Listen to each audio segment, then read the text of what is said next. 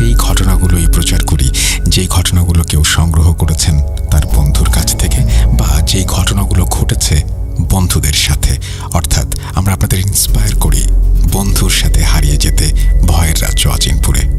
শুরু করছি ভূত.com presents Achinpur haunted by Airtel.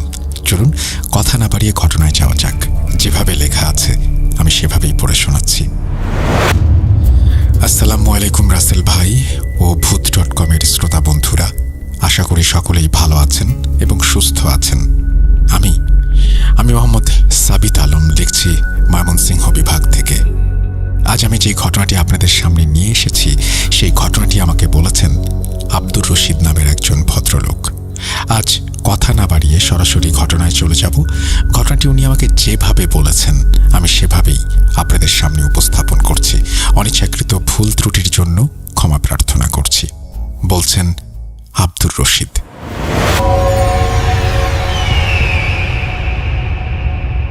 আমার নাম আব্দুর রশিদ। জন্মসূত্রে বাংলাদেশে হলেও এখন আমেরিকার বাসিন্দা। প্রায় 40 বছর আগে নিউ ইয়র্ক শহরে এসেছিলাম, আর তারপর এখানেই থেকে গেলাম। ঠিক 40 বছর আগের কথা। নিউ ইয়র্ক শহর আসার পর আমি এখানকারই একজন মানুষ হিসেবে নিজেকে মানিয়ে নিয়েছি। এই দীর্ঘ সময়ে অনেক মানুষের সঙ্গে আমার পরিচয় হয়েছে, অনেক বন্ধু জুটেছে, অনেক কিছু শিখেছি, অনেক কিছু শিখিয়েছি। আমি এখানে এসেছিলাম পড়াশোনা করার জন্য। সেই সময়ের একটি ঘটনা আজও আমার মনে এতটাই স্পষ্টভাবে গেঁথে আছে যে ভাবলেই মাথা ঘুরে যায়। আমি ভূত.com এর ঘটনাগুলো নিয়মিত শুনি, তাই আমার মনে হলো এই ঘটনাটা শেয়ার করা দরকার। আমাদের বিশ্ববিদ্যালয়ে বিশ্বের বিভিন্ন প্রান্ত থেকে ছাত্রছাত্রীরা পড়তে আসতো। তাদের মধ্যে একজন ছিল সালমান, যে সৌদি আরব থেকে এসেছিল। ওর পূর্বপুরুষেরা আফগানিস্তানের বাসিন্দা। পরে ওর বাবা আফগানিস্তান থেকে হিজরত করে সৌদি আরবে চলে আসেন। সালমান আমার বয়সী ছিল। আমরা কয়েকজন ছেলে মিলে একটা গ্রুপ ছিলাম। আমরা পড়াশোনার পাশাপাশি কাজও করতাম, আর বেশিরভাগ সময়ই একসঙ্গে কাটাতাম। সালমানদের অ্যাপার্টমেন্টটা আমাদের বন্ধুদের অ্যাপার্টমেন্টের খুব কাছেই ছিল। ওর সঙ্গে মাঝে মধ্যেই বিশ্ববিদ্যালয়ে বা পথে ঘাটে দেখা হলে সালাম বিনিময় হতো। ও খুব ধনী পরিবারের ছেলে ছিল। আমরা যখন ট্রেনে যাতায়াত করতাম ও তখন নিজের গাড়িতে ঘুরে বেড়াতো। ওর শুধু একটাই গাড়ি ছিল না, বেশ কয়েকটি গাড়ি ছিল, যেগুলোর নামও আমরা জানতাম না। ও এতটাই ভালো পোশাক আর দামি ঘড়ি পরতো যে পাশ দিয়ে হেঁটে গেলে ওর দামি পারফিউমের সুবাস আমাদের মুগ্ধ করে দিত। আমরা বাকিরা আমাদের দেশ থেকে এখানে পড়াশোনা করতে এসেছিলাম এবং কাজ করে নিজেদের খরচ চালাতাম, তাই আমাদের পক্ষে ওর মতো দামি জিনিসপত্র কেনা অসম্ভব ছিল। বিশ্ববিদ্যালয়ে ওর চালচলন আর জীবনযাত্রার চাকচিক্যের আড়ালে ও যেন কিছুটা ক্লান্ত বা বিচ্ছিন্ন হয়ে পড়েছিল। কিছুদিনের মধ্যেই ও আমাদের সঙ্গে মিশতে শুরু করলো।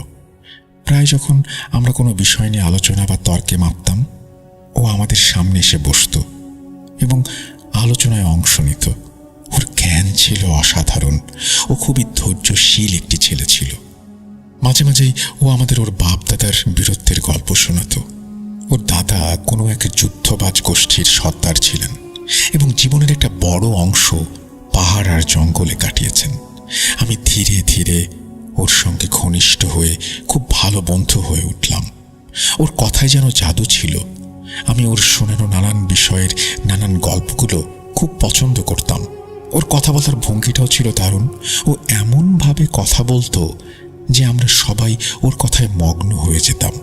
অন্তত আমি সেই মুহূর্তে ওর গল্পে পুরোপুরি ডুবে যেতাম। আমরা 4 বন্ধু যখনই ওর কথা আলোচনা করতাম, ও হঠাৎ করেই আমাদের সামনে এসে হাজির হতো।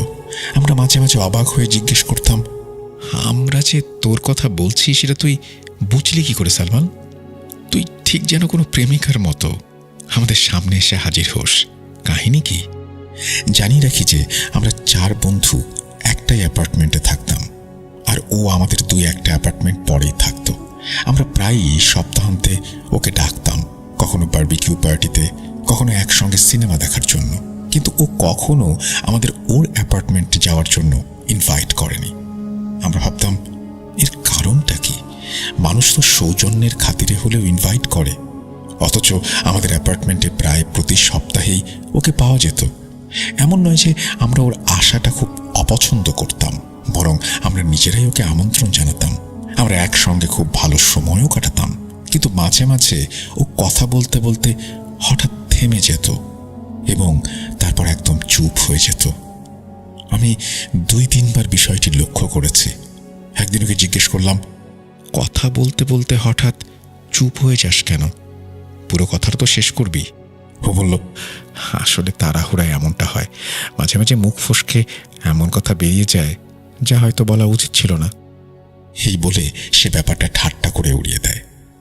ওর সবসময় চেষ্টা থাকতো যে যখনই আমরা একসঙ্গে থাকব সব খরচ ও একাই বহন করবে। যেমন আমরা হোটেলে খেতে গেলে ও আগেই বিল দিয়ে রাখত। আমরা খুব অবাক হতাম, কারণ বিল তো খাওয়ার পরে আসার কথা, সেটা আগে থেকে কিভাবে দেয়া সম্ভব? ও যেভাবে বিল পরিশোধ করত সেটা আমাদের একদমই ভালো লাগতো না। ও সবসময় বলতো, ঠিক আছে, পরের বার তোরাই দিস। কিন্তু পরের বারটাও একই ঘটনা ঘটত। আমরা যখন মার্কেটে যেতাম তখনও বিল দেওয়ার সময় বুঝতে পারতাম যে আমাদের বিল আগেই পরিশোধ করা হয়ে গেছে। আমরা অবাক হয়ে ওর দিকে তাকালে ও শুধু কান ঝাঁকাতো। আমরা ওকে বললাম, দেখ ভাই, এভাবে চললে আমরা তোর সাথে কোথাও যাব না। তোর কাছে হয়তো অনেক টাকা আছে, কিন্তু তার মানে এই নয় যে তুই আমাদের আত্মসম্মানকে ছোট করবি। আলহামদুলিল্লাহ, আমাদের নিজেদের সৎ উপার্জন আছে। আমরা সবাই খেটে খাওয়া মানুষ, কিন্তু আমাদের বাপদাদার এত ধন সম্পদ নেই যে আমরা এইভাবে উড়িয়ে বেড়াতে পারি। তুই যদি নিজে পরিশ্রম করতে তাহলে বুঝতে যে টাকা কিভাবে উপার্জন করতে হয়। এই কথা শুনেও বলতো, আমার পরিশ্রম তোদের পরিশ্রমের থেকে আলাদা। তোরা টাকা খরচ করলে তোদের টাকা কমবে, আর আমি যদি খরচ না করি তবেই আমার টাকা কমবে। তাই আমি যা করছি আমাকে করতে দে। আমরা তখন ওর কথার অর্থ কিছুই বুঝতাম না, তবু আমাদের 5 জনের মধ্যে একটা গভীর বন্ধুত্বের সম্পর্ক গড়ে উঠেছিল। আমাদের মধ্যে কোনো সমস্যা হলেই, আনন্দের কোনো উপলক্ষ এলেই আমরা সবাই একে অপরের পাশে দাঁড়াতাম।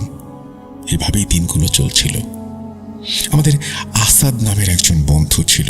সে সবসময় বলতো, আজ আমরা বন্ধু, কিন্তু কাল পরিস্থিতি হয়তো এমন নাও থাকতে পারে, তাই তোরা ওর খরচ করা টাকাগুলো জমিয়ে রাখ। যখন ওর মন বলবে বা ফেরত চাইবে তখন ফেরত দিয়ে দিস। এভাবে আমরা কারো কাছে ঋণী থাকবো না। আর আমরা সবাই আসাদের কথা মতো কাজটা করতে শুরু করলাম।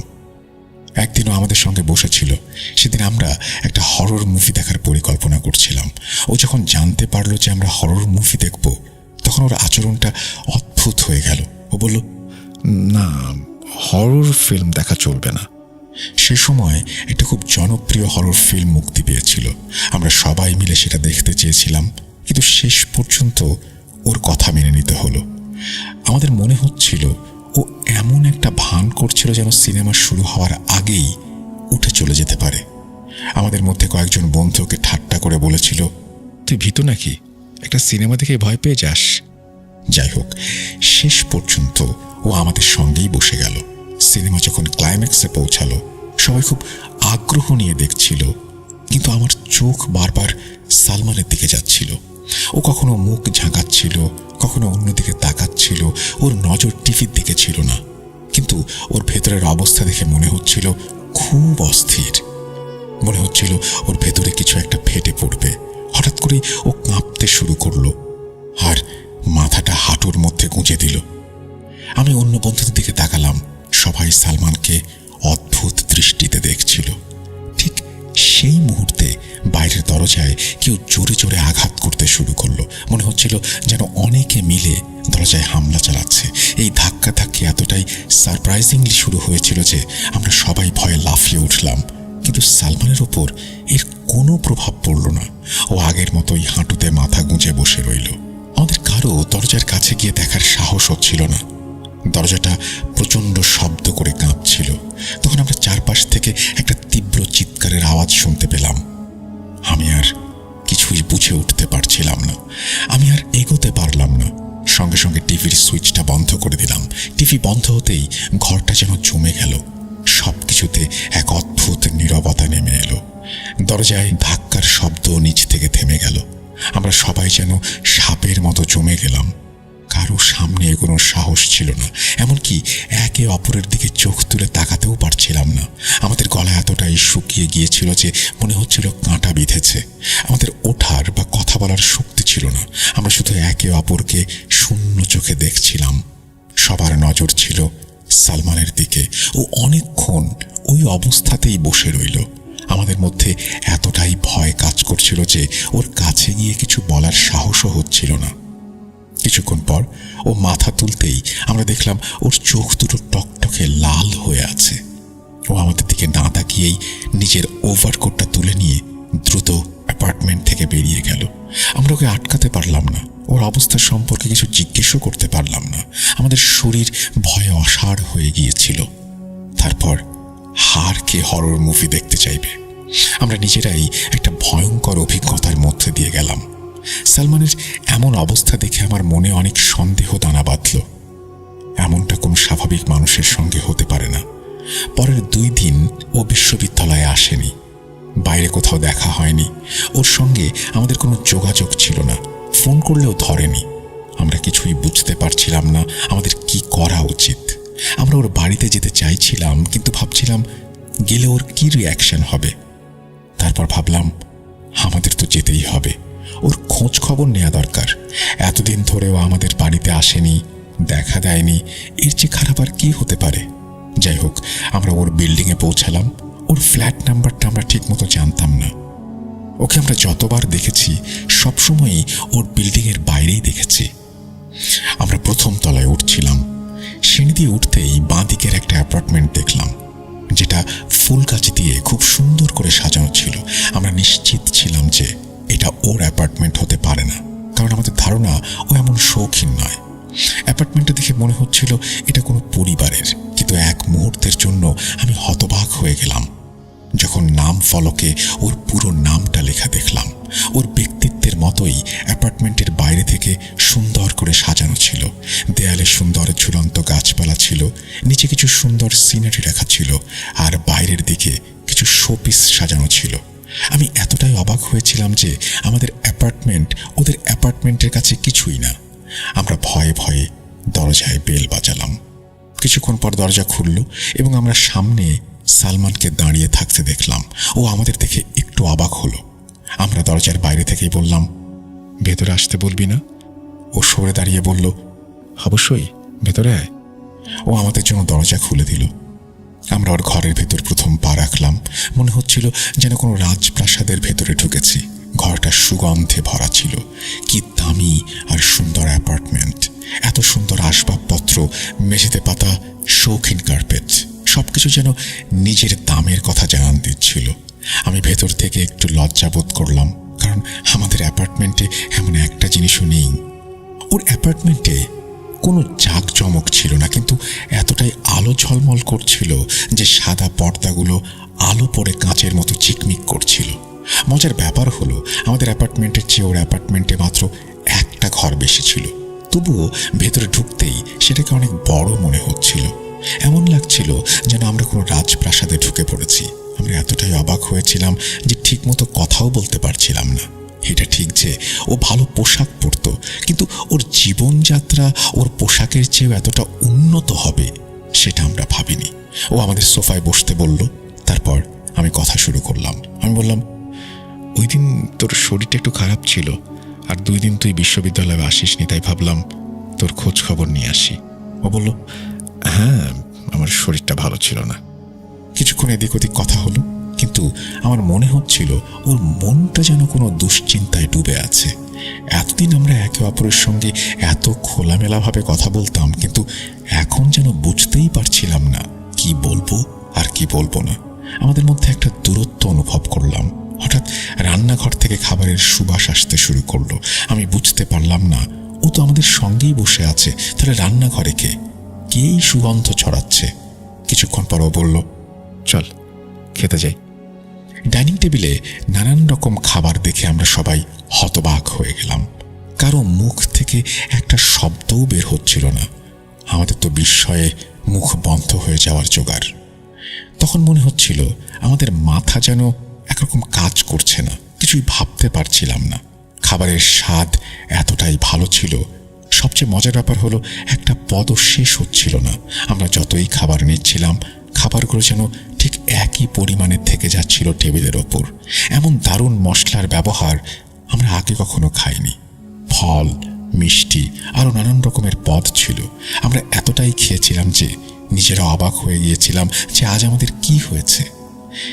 এর আগে কখনো আমাদের এত খিদে পায়নি, আর জীবনে এত বেশি খাবারও আমরা কখনো খাইনি। খাওয়ার পর ও আমাদের অন্য একটা ঘরে নিয়ে গেল। আমি হাত মুখ ধুয়ে বসতেই মনে পড়ল আমি আমার জ্যাকেটটা ডাইনিং টেবিলে রেখে এসেছি। আমি আবার ডাইনিং রুমে গেলাম, আর সেখানে গিয়ে যা দেখলাম তাতে আমার পায়ের তলার মাটি সরে গেল। ডাইনিং টেবিলটা একদম পরিষ্কার পরিচ্ছন্ন, এমনকি একটা দাগও ছিল না। কি বলবে, কিছুক্ষণ আগে এখানে কেউ খাচ্ছিল। আমি অবাক হয়ে গেলাম। এর কোনো শেষ নেই, কিন্তু এটা কিভাবে সম্ভব? টেবিল পরিষ্কার করতে তো কিছুটা সময় লাগে। এমন লাগছিল যেন কেউ জাদুর ছুরি ঘুরিয়ে সবকিছু পরিষ্কার করে দিয়েছে। আমার হাত ঘড়িটা টেবিলের ওপরেই ছিল, আমি সেটা তুলে পড়লাম। এখন আমার মনে প্রশ্ন জাগলো, এই সব খাবার তৈরি করেছিল কে? রান্নাঘরে কে ছিল? ঘরে ফেরার পথে আমি একবার রান্নাঘরে উঁকি দিয়ে দেখলাম। রান্নাঘরটা এতটাই পরিপাটি ছিল যে মনে হচ্ছিল কেউ সেখানে কখনো কাজই করেনি। আমি একদম হতভম্ব হয়ে গেলাম, বুঝতেই পারছিলাম না ব্যাপারটা কি। যখন থেকে ওর বিল্ডিংয়ে এসেছি তখন থেকেই আমার মাথার ওপর বিস্ময়ের পাহাড় ভেঙে পড়েছে। সেই সময় ওর অ্যাপার্টমেন্টে এমন একটা পরিস্থিতি তৈরি হয়েছিল, আমরা যারা সেখানে ছিলাম প্রত্যেকের মনে যা যা পাওয়ার ইচ্ছা বা আকাঙ্ক্ষা ছিল, ঠিক সেই সব জিনিস ও একটা ব্যাগে উপহার হিসেবে আমাদের সবাইকে দিল। ও বলল, তোরা আমার বাড়িতে প্রথমবার এসেছিস, তাই এই উপহারগুলো তোদের জন্য। কারণ এখানে তোদের ছাড়া আর কারোর সঙ্গে আমার কোনো বন্ধুত্বের সম্পর্ক নেই। আমি আমার উপহারের ব্যাগটা খুললাম আর অবাক হয়ে গেলাম।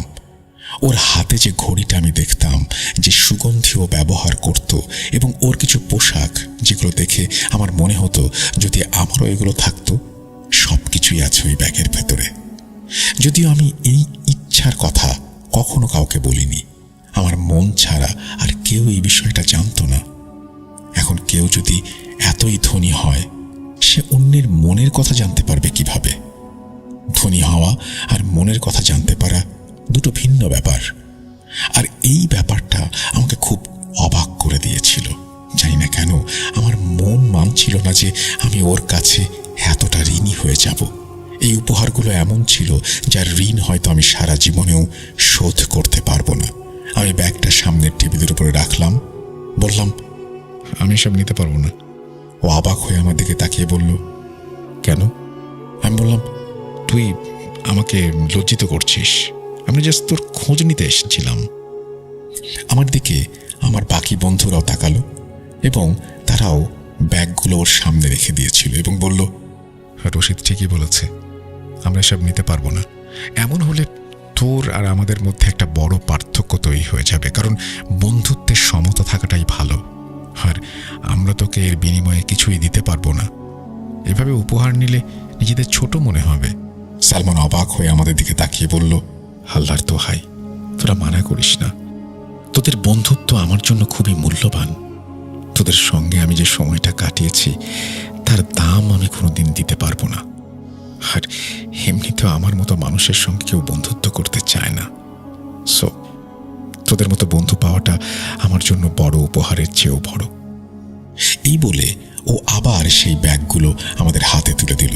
আমরা সবাই নিজেদের অ্যাপার্টমেন্টে ফিরে এলাম, সবাই নিজের ব্যাগ খুললাম। এখন আমাদের মধ্যে একে একে সবাই বলতে লাগলো তারা এই জিনিসগুলোই মনে মনে চেয়েছিল। সবাই অবাক হয়েছিল, এটা কিভাবে সম্ভব যে ও আমাদের মনের কথা জেনে গেল আর সেই জিনিসগুলোই আমাদের উপহার দিল। আমাদের কেউই এই উপহার পেয়ে খুব একটা খুশি হতে পারছিলাম না। আমাদের মধ্যে আলোচনা শুরু হলো, আসলে সালমান কে, আর ওই খাবারগুলোই বা কে তৈরি করেছিল। আসাদ বলল, যদিও আমাদের জানানোর প্রয়োজন মনে করত তাহলে আগেই বলে দিত, কিন্তু আমার অবস্থা ছিল এমন যে এই সব চিন্তা করতে করতে আমার মনটা কেমন যেন অদ্ভুত হয়ে যাচ্ছিল। আমার মাথায় অনেক সন্দেহ ঘুরপাক খাচ্ছিল। কয়েকদিন কেটে গেল, কিন্তু আমার ভাবনা নিয়ন্ত্রণে আসছিল না। বারবার একটা কথাই মাথায় আসছিল, সালমান কে? আমি যখন ঘুমাতাম, জাগতাম, উঠতাম বা বসতাম, সব সময় এই ভাবনাটাই আমাকে কষ্ট দিচ্ছিল। একদিন আমি আমার বন্ধুদের কিছু না বলে ওর অ্যাপার্টমেন্টের সামনে গিয়ে দাঁড়ালাম। আমি 2-3 বার দরজায় বেল বাজালাম, কিন্তু ভেতর থেকে কেউ দরজা খুলল না। হঠাৎ পেছন থেকে কেউ আমার কাঁধে হাত রাখলো। ঘুরে তাকাতেই দেখি সালমান দাঁড়িয়ে আছে। ওকে দেখে আমার অদ্ভুত লাগলো। ও একটা গম্ভীর গলায় আমাকে বলল, শেষ পর্যন্ত তোর কৌতূহল তোকে আমার দরজার কাছে নিয়ে এলো। আমি মাথা নিচু করেছিলাম। ও আমার মনের কথা আবার পড়ে ফেলল। ও বলল, প্রতিজ্ঞা কর, আমি যা বলবো তুই কাউকে বলবি না। আমি ওর দিকে তাকিয়ে রইলাম, ভাবছিলাম ও আমাকে কি বলতে চায়। আমার মুখ থেকে কোনো শব্দ বের হচ্ছিল না। আমি কি বলবো? ও আবার বলল, প্রতিজ্ঞা করলে ভেতরে নিয়ে যাব। আমি মাথা নাড়লাম। ও এগিয়ে এসে দরজার একদম কাছে দাঁড়ালো এবং দরজাটা নিচ থেকেই খুলে গেল। এটা কিভাবে হলো? আমার মুখ থেকে অজান্তেই কথাটা বেরিয়ে এলো। এ কথা শুনে ও হাসলো আর বলল, ভেতরে আয়। আমি ভেতরে ঢুকলাম। আমরা বসার আগেই দেখলাম টেবিলের উপর আগে থেকেই 2 কাপ গরম কফি রাখা আছে, যা থেকে ধোঁয়া উঠছে। আমি বললাম, তুই ছাড়া এখানে আর কে থাকে? ও বলল, আমি একাই থাকি। আমি অবাক হয়ে ওর দিকে তাকালাম। বললাম, তাহলে এই কফি এলো কিভাবে? ও হাসতে হাসতে মাথা নিচু করলো। আমি আর নিজেকে সামলাতে পারলাম না। বললাম, বল তো তুই কে, আর এই সব কিছু নিজে থেকে কিভাবে হয়ে যায়? আমি যখন এই কথাগুলো বলছিলাম, ও হঠাৎ করেই আমার সামনে বসে থাকা অবস্থাতেই অদৃশ্য হয়ে গেল। আমার গলা দিয়ে একটা চিৎকার বেরিয়ে আসছিল। আমি দৌড়ে উঠে দাঁড়ালাম। এই আতঙ্ক আমার কফির মগের ওপর এসে পড়ল। আমি গরম কফি আমার প্যান্টে আর কার্পেটে ফেললাম। আশ্চর্যের বিষয় হলো, ধোঁয়া ওঠা গরম কফি যখন আমার ওপর পড়ল, তখন আমি কোনো উত্তাপই অনুভব করলাম না। আমি ভেতর থেকে কাঁপতে শুরু করলাম। আমি চেঁচিয়ে বললাম, সালমান, তুই কোথায়? আমার সামনে আয়। তুই কে? আমি এটা বলতেই ও আবারও আমার সামনে আগের রূপে এসে দাঁড়ালো।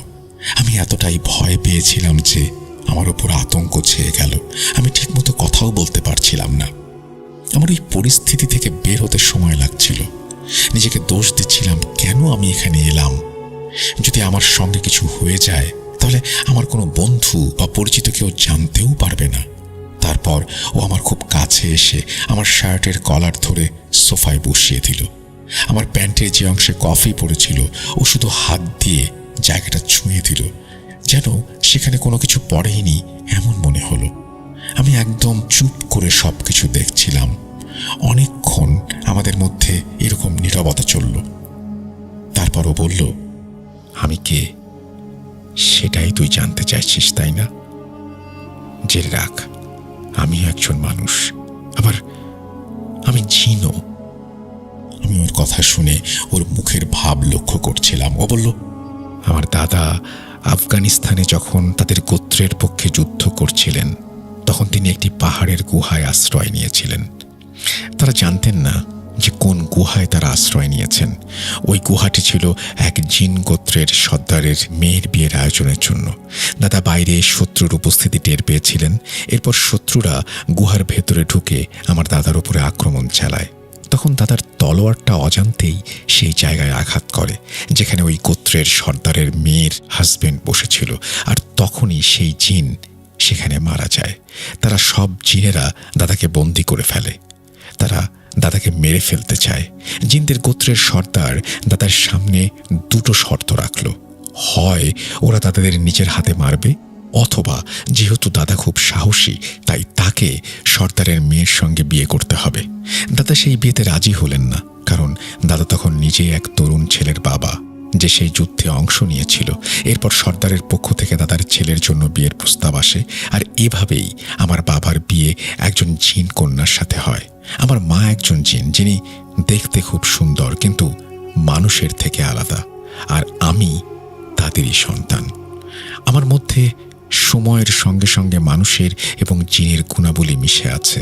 আমার মা চান আমার মধ্যে জিনের বৈশিষ্ট্যগুলো বেশি থাকুক, কিন্তু আমি নিজে মানুষ হয়েই থাকতে পছন্দ করি। আমার মা এটা পছন্দ করেন না, তাই আমি আমার মা বাবার থেকে দূরে এইখানে থাকি, যেন নিজের মতো করে বাঁচতে পারি। আমার মায়ের পক্ষ থেকে আমার সেবায় সবসময় অনেক জিন নিযুক্ত থাকে, যারা আমার মায়ের বংশের এবং ওনার সর্দার বাবার কাছ থেকে এসেছেন। তুই যা কিছু দেখে অবাক হয়েছিস তার পেছনে কারণ এটাই। আমার জিন গুণাবলীর কারণেই আমি সবসময় মায়ের নজরে থাকি, আর এই কারণেই আমি তোদের আমার বাড়িতে ডাকতাম না। আমি কখনো চাইনি যে আমার আসল পরিচয় তোদের সামনে প্রকাশ পাক। আমি তোদের মতোই সাধারণ হয়ে থাকতে চাই, কিন্তু আমি বুঝতে পেরেছি যে তোদের কৌতূহল আমার ব্যক্তিত্বের গোপনীয়তা ফাঁস করে দেবে। আমার জীবনে যা কিছু অলৌকিক তা আমার মায়ের পক্ষ থেকে এসেছে, আর আমার সৎ মনটা আমি আমার বাবার কাছ থেকে পেয়েছি। আমি দুই পক্ষ থেকেই সর্দারের ছেলে। এরপর ও আমার কাছে এসে জিজ্ঞেস করলো, তুই কি এসব কথা সবাইকে বলে দিবি? আমি একটু পেছনে সরে গেলাম। জানি না কেন তখন ওকে আমার একটু ভয় লাগছিল। এর আগে আমি কখনোই শুনিনি যে মানুষের সঙ্গে জিনের বিয়ে হয়। আমি ঢোক গিলে বললাম, না, আমি প্রতিজ্ঞা করেছি এই কথাগুলো আমার আর তোর মধ্যেই থাকবে।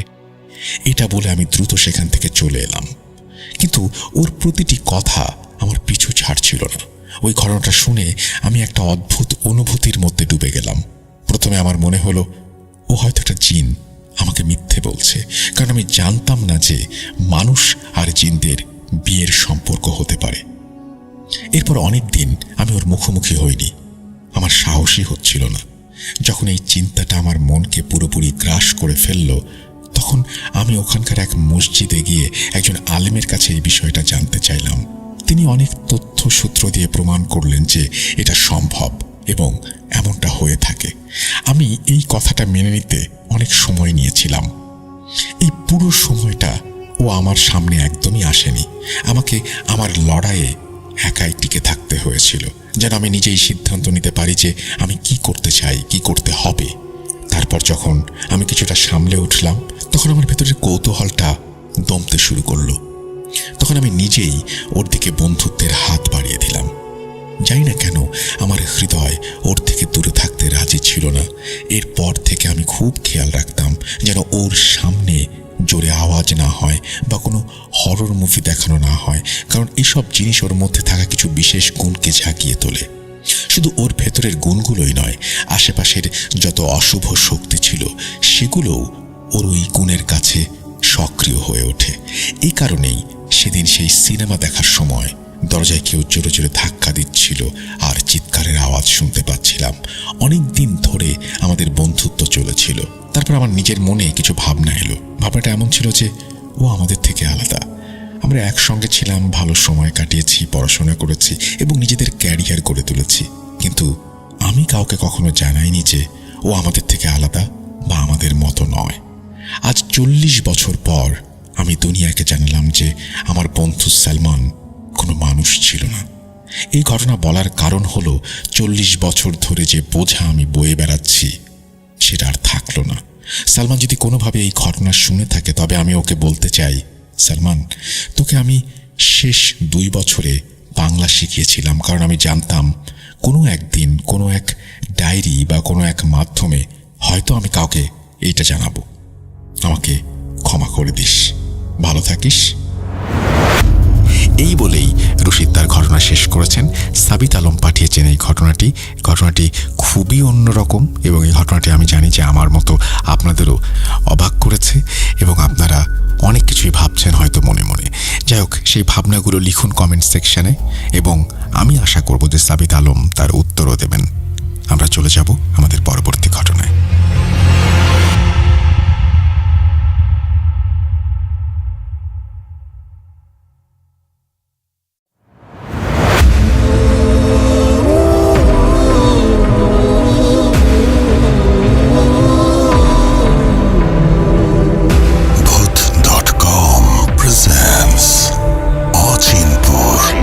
Haunted by it.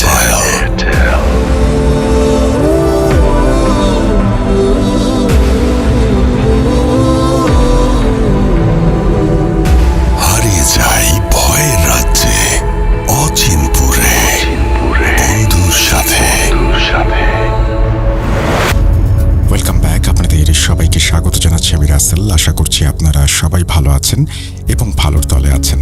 আমিও ভালো আছি আর ভালোর তলে আছি। জুনায়েদ হুজুরের ঘটনা আপনাদের সবার অনেক প্রশংসা পেয়েছে। আমি জানি অনেকেই অধীর অপেক্ষায় আছেন কবে আসবে আবার জুনায়েদ হুজুরের ঘটনা। তো আজকে একটা জুনায়েদ হুজুরের ঘটনা আমরা পেয়েছি এবং সেটি পড়ে শোনাবো। আশা করছি প্রথম থেকে শেষ পর্যন্ত শুনবেন আমাদের। চলুন শুরু করা যাক। আসসালামু আলাইকুম রাসেল ভাই ও প্রিয় শ্রোতা বন্ধুরা, আশা করি আল্লাহর অশেষ রহমতে আপনারা সবাই ভালো আছেন এবং ভালোর তলে আছেন। আমি মোহাম্মদ ইয়াসিন বলছিলাম গাজীপুরের কোনো একটা জায়গা থেকে। আজ আবারও জুনায়েদ হুজুরের নতুন একটি ভয়ঙ্কর সত্য ঘটনা নিয়ে হাজির হলাম। আশা করি আপনাদের কাছে ভালো লাগবে। ঘটনায় ভুল ত্রুটিগুলো ক্ষমা সুন্দর দৃষ্টিতে দেখার আবেদন রইল। কথা না বাড়িয়ে চলুন শুরু করা যাক। ঘটনাটা আজ থেকে প্রায় 3 বছর আগের। জুনায়েদ হুজুর আমাকে তার গ্রামের বাড়ি নিয়ে যান একটি রুকাইয়ার কাজের জন্য। রুকাইয়ার কাজ শেষে জুনায়েদ হুজুর আমাকে নিয়ে রাতে একটু বের হলেন গ্রামের রাতের সৌন্দর্য দেখানোর জন্য। পেছনে হুজুরের 7 রত্নরাও ছিলেন। আমরা হাঁটছিলাম একেবারে গ্রামের রাস্তা দিয়ে। দুপাশে ধান ক্ষেত আর মাঝখান দিয়ে একটা রাস্তা চলে গেছে শেষ না হওয়ার পথে। আমরা সকলেই নীরবভাবে গ্রামের সৌন্দর্য উপভোগ করছি। হঠাৎ জুনায়েদ হুজুর বলে উঠলেন, জানো ইয়াসিন, আজ থেকে প্রায় 15 বছর আগে এই রাস্তাটা এতটা শান্ত ছিল না। এই রাস্তা দিয়ে মানুষজন দিনের বেলায় চলতেই ভয় পেত।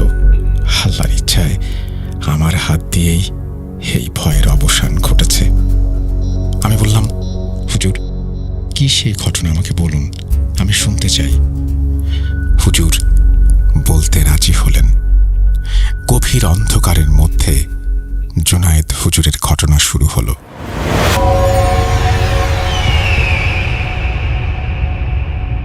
আজ থেকে প্রায় 15 বছর আগের কথা।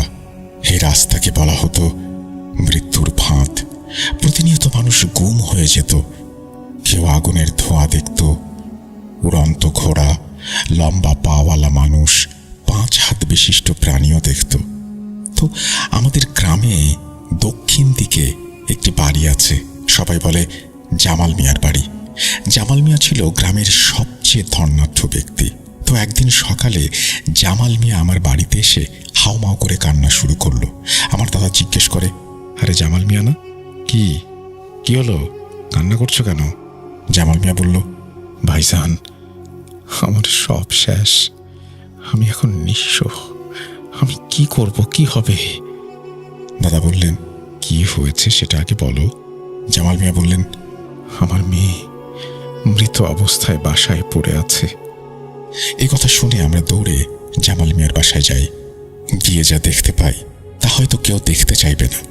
আমরা দেখতে পাই জামাল মিয়ার মেয়ের নিথর দেহ পড়ে আছে, শরীর থেকে মাথা আলাদা করা, শরীরের বিভিন্ন স্থানে আঁচড় ও খুবলে খুবলে খাওয়া মাংসের দাগ।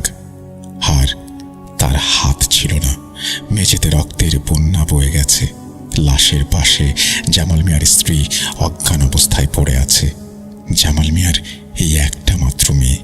পরবর্তীতে আমরা জানতে পারি জামাল মিয়া ওই ভয়ঙ্কর রাস্তা দিয়ে ইলিশ মাছ কিনে ফিরছিলেন। পথে ওইখানে থাকা জিনেরা তার কাছে মাছ চায়, তিনি দিতে আপত্তি জানান। তারপর বাড়িতে এনে সেই মাছ ভাজেন, আর মাছের প্রথম টুকরাটা জামাল মিয়ার মেয়ে খায়। ফলে সেই খবিশ জিনেরা রাগে ফেটে পড়ে। তারা জামাল মিয়ার মেয়েকে হত্যা করে এবং শরীর থেকে মাংস খেয়ে ফেলে। এই ঘটনার একদিন পর জামাল মিয়া শোক সহ্য করতে না পেরে আত্মহত্যা করে ফেলে, আর তার স্ত্রীর কোনো খবর পাওয়া যায় না। জামাল মিয়ার সাথে এই ঘটনা ঘটার কিছুদিন পর গ্রামের এক বাসিন্দা রফিক মিয়া এই রাস্তা দিয়ে ফিরছিলেন। তিনি একটু নেশাগ্রস্ত ছিলেন। প্রাকৃতিক প্রয়োজনে তিনি পাশে থাকা একটা তেঁতুল গাছের পাশে গিয়ে বসেন। এর ফলস্বরূপ সেই জিনেরা রাগান্বিত হয়ে তাকে মেরে ফেলে। সকালে গ্রামবাসীরা তার সেই লাশ গাছে ঝুলন্ত অবস্থায় পায়। লাশের শরীরে চামড়া ছিল না, আর বেশিরভাগ ঘটনা এরপর থেকে ওই তেঁতুল গাছেই ঘটত। এইসব দেখে গ্রাম প্রধান খুব দুশ্চিন্তায় পড়ে যান। তিনি সিদ্ধান্ত নেন ওই তেঁতুল গাছটি কেটে ফেলবেন। লোকজন নিয়ে তিনি সকালে তেঁতুল গাছটি কাটতে যান, কিন্তু গাছটির একটি ডাল কাটার পরেই ওই স্থান থেকে রক্ত পড়া শুরু করে, যা দেখে তারা আর কাটতে পারে না। পরের দিন খবর আসে গ্রাম প্রধান সহ ওই লোকজন যারা গাছ কাটতে গিয়েছিল সকলেই মারা গিয়েছে, আর তাদের মৃত্যু অনেক কঠিনভাবে হয়। আমরা দেখতে পাই গ্রাম প্রধান সহ শ্রমিকগুলোর লাশ আধ খাওয়া অবস্থায় পড়ে আছে। মাথা একটি রগের সাহায্যে ঝুলছে, হাতের একটি অংশে শুধুমাত্র হাড় দেখা যাচ্ছে। মাংস খেয়ে ফেলা হয়েছে। পুলিশ অনেক চেষ্টা করেছে তদন্ত করে বের করার, কিন্তু যাকে দেখাই যায় না সেই সত্তাকে হ্যারেস্ট করবে কিভাবে? এগুলো ছাড়াও অনেক ঘটনা ঘটত। গ্রামবাসীরা আতঙ্কে পড়ে গিয়েছিল। তখন সবাই মিলে আমার কাছে আসে এবং এর সমাধান চায়, বারবার অনুরোধ করতে থাকে, কারণ তখন গ্রামে একমাত্র আমিই ছিলাম যে রুকাইয়ার কাজ করত। আমি বললাম, আচ্ছা, যেহেতু আপনারা সকলে এসে এত অনুরোধ করছেন, আমি দেখছি কি করা যায়। আপাতত আপনারা নামাজ আদায় করুন, পবিত্র অবস্থায় থাকুন, বেশি বেশি কোরআন তেলাওয়াত করুন। এশার নামাজের পর বাইরে অযথা ঘোরাঘুরি করবেন না, আল্লাহ ভরসা। সেদিনের মতো গ্রামবাসীরা চলে যায়। রাতে আমি এই বলে জুনায়েদ হুজুর থামেন, বললেন, ইয়াসিন, অনেক রাত হয়ে গেছে, চলো বাড়ি যাই। আমি বললাম, কিন্তু হুজুর, রুকাইয়ার বাকি অর্ধেক অংশ তো শোনা হলো না, আপনি কিভাবে সমাধান করলেন বলুন। ধৈর্য ধরো, ইনশাল্লাহ আগামীকাল বলবো। এখন দেখছো রাত কয়টা বাজে? ভুলে যেও না, এই সেই রাস্তা, অনেক মানুষের মৃত্যুর সাক্ষী এটা। এখন বাড়ি চলো। এই কথা বলতেই আমিও একটু ভয় পেয়ে যাই, কি আর করার। রাতে ঘুম হলো না, বাইরে পেঁচা ডাকছিল, কখন যে আবার ঘটনা শুনব। পরের দিন সকাল থেকে রাত পর্যন্ত কেটে যায় রুকাইয়ার কাছে। সব কাজ শেষ করে রাত 11টার দিকে হুজুরকে অনুরোধ করি বাকি ঘটনা শোনানোর জন্য। হঠাৎ ইলেকট্রিসিটি চলে যায়। এবার মনে হচ্ছিল ঘটনা শোনার পুরো পরিবেশ তৈরি হয়েছে। আমি জুনায়েদ হুজুরের উঠোনে থাকা আম গাছের নিচে বসে পড়লাম বাকি ঘটনা শোনার জন্য। হুজুর আরম্ভ করলেন। সেদিনের মতো গ্রামবাসীরা চলে যায়। রাতে আমি আমার জিনদের সাথে আলোচনায় বসি। আমি বললাম, ইসমাইল, এখন কি করা যায়? সমস্যা তো দিন দিন বৃদ্ধি পাচ্ছে। ইসমাইল বলল, হুজুর, ওই রাস্তায় মূলত তেঁতুল গাছটাকে ঘিরেই সব হচ্ছে। বুঝলাম না, তেঁতুল গাছকে ঘিরে মানে? তুমি কি বলতে চাইছ? হুজুর, আপনাদের গ্রামে এক কালো জাদুকর এসেছিল।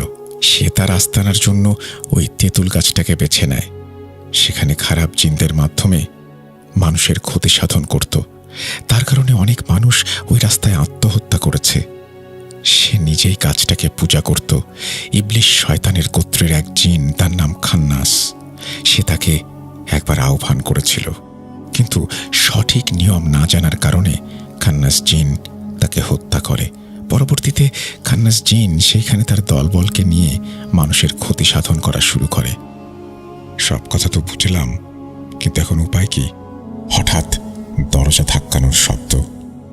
হুজুর, দরজা খুলুন, আমার মেয়েকে বাঁচান, তাকে নিয়ে গিয়েছে। আমি দৌড়ে গিয়ে দরজা খুলি। আরে সুমির মা, তুমি? কি হয়েছে? এত রাতে তুমি এখানে? হুজুর, আমার মেয়েকে নিয়ে গেছে ওই রাস্তায়, তাকে আটকাতে পারলাম না, কিছু করুন। কিন্তু কে নিয়ে গিয়েছে? সুমির মার চেঁচামেচিতে গ্রামের লোক সবাই জড়ো হয়ে গেল। তারপর খোঁজা শুরু হলো সুমিকে। ওই রাস্তায় মানুষজন যেতে ভয় করলেও সকলে যায়। তারপর আমরা দেখতে পাই সুমি ওই গাছের নিচে মৃত অবস্থায় পড়ে রয়েছে। তার অবস্থাও আগের লোকজনদের মতোই, কিন্তু সুমির দেহ পাওয়া গেলেও তার মাথা পাওয়া যায় গাছটার উপরে। তার চেহারায় একটি চোখ ছিল না, একটি কান অর্ধেক খাওয়া ছিল। এইসব আমি সহ্য করতে না পেরে আর 7 জন জিনকে নিয়ে পরের দিন আবার আলোচনায় বসি। আমি ইসমাইলকে জিজ্ঞাসা করি, ইসমাইল, দিন দিন পরিস্থিতি আরো ভয়ঙ্কর হচ্ছে। গ্রামের সব বাচ্চারা এসব দেখে অনেক ভয় পায়, এখন কি করব? ইসমাইল কিছুক্ষণ চুপ থেকে বলল, হুজুর, এর সমাধান আমার মাথায় ধরছে না। আমি আগে কখনো খান্নাস জিনের সাথে লড়াই করিনি, এই সম্পর্কে আমার অভিজ্ঞতা কম। হামজা বলে উঠল, হুজুর, একজন আছে যে এই সমস্যার সমাধান করতে পারবে। ইসমাইল বলল, কে? 7 মাহের বাদশাহ। হামজার এই কথা শুনে ইসমাইল অবাক হয়ে যায়। তোমার মাথা ঠিক আছে? তুমি জানো তুমি কার নাম নিচ্ছ? সে যদি চায় তোমাকে এক নিমিষে মেরে ফেলতে পারে। হুদ বলল, ইসমাইল, হামজা যার কথা বলেছে একমাত্র সেই এর সমাধান করতে পারবে। চেষ্টা করে দেখলে ক্ষতি কি? আমি অবাক হয়ে ইসমাইলকে বললাম, এই 7 মহের বাদশা মানে কি? ইসমাইল ভীত কণ্ঠে বলল, আসলে হুজুর, 7 মহের বাদশা হল 7টি দলের বাদশা জিন। তিনি মূলত 7টি জিনের দলকে পরিচালনা করে থাকেন।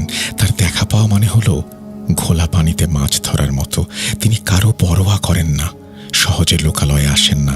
তার বয়স আনুমানিক 1300 বছর হবে। তিনি খুব রাগী। তিনি মারিদ বংশের জিন, কিন্তু আল্লাহর প্রতি ঈমান এনেছেন, তাই তাকে 7টি দলের দায়িত্ব দেয়া হয়েছে। আমি বললাম, হামজা, তুমি কি জানো তাকে কেমন করে আহ্বান করতে হয়? হামজা বলল, হুজুর, নিয়মটা আমার থেকে ইসমাইল ভালো জানে। আমি ইসমাইলের দিকে তাকালাম। ইসমাইল বলল, হুজুর, বিশেষ একটি নিয়ম আছে। তাকে ডাকতে হলে এমন মানুষ লাগবে যে হজ করে এসেছে। আরও কিছু বিশেষ আমল আছে। পূর্ণিমার রাতে 70 বার সূরা জিন পড়ে আমল করতে হবে। সে মিষ্টি খেতে পছন্দ করে, তাই তারও ব্যবস্থা করতে হবে। ইসমাইল সম্পূর্ণ রিচুয়ালটা বলে। সব শুনে আমি বললাম, ঠিক আছে, আমরা তাকে ডাকবো। 2 দিন পর পূর্ণিমার রাত ছিল, তাই পূর্ণিমার রাতে আমি সূরা জিন 70 বার পড়ে পূর্ণ আমল শেষ করলাম। হঠাৎ আমি দেখতে পাই আমার রুম আলোয় ভরে গেছে। ঠিক মতো তাকাতে পারছি না।